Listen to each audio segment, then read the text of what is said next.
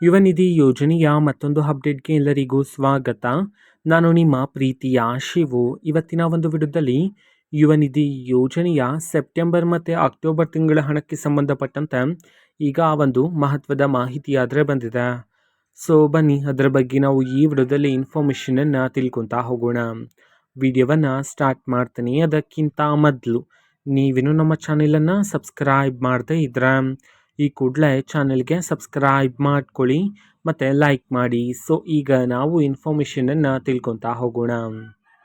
So ನೋಡಿ, ಇವತ್ತು ಅಂತಂದರೆ ದಿನಾಂಕ 29/12/2025.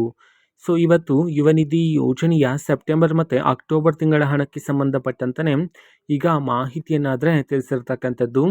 ಸೊ ಈಗಾಗಲೇ ಹಣವನ್ನು ಬಿಡುಗಡೆ ಮಾಡಲಾಗಿದೆ. ಹಲವಾರು ವಿದ್ಯಾರ್ಥಿಗಳು ಸಹ ರಿಸೀವ್ ಮಾಡ್ಕೊಂಡಿದ್ರ.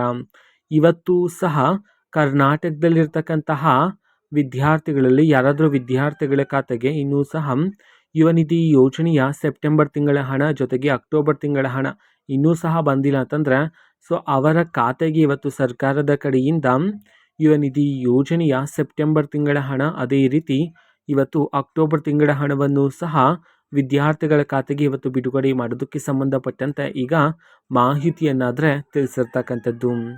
ಓಕೆನಾ. ಸೊ ಇದು ಇವತ್ತಿನ ಒಂದು ವಿಡಿಯೋ.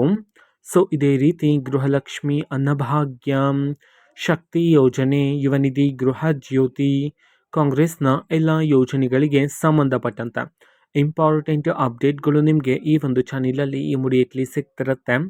ಅದಕ್ಕೋಸ್ಕರ ನೀವೇನು ನಮ್ಮ ಚಾನಲನ್ನು ಸಬ್ಸ್ಕ್ರೈಬ್ ಮಾಡದೇ ಇದ್ರೆ ಈ ಕೂಡಲೇ ಚಾನೆಲ್ಗೆ ಸಬ್ಸ್ಕ್ರೈಬ್ ಮಾಡ್ಕೊಳ್ಳಿ. ಸಬ್ಸ್ಕ್ರೈಬ್ ಮಾಡೋದ್ರ ಮುಖಾಂತರ ನಾನು ಯಾವುದೇ ವಿಡಿಯೋ ಹಾಕಿದ ತಕ್ಷಣ ನಿಮಗೆ ನೋಟಿಫಿಕೇಷನ್ ಸಿಗುತ್ತೆ.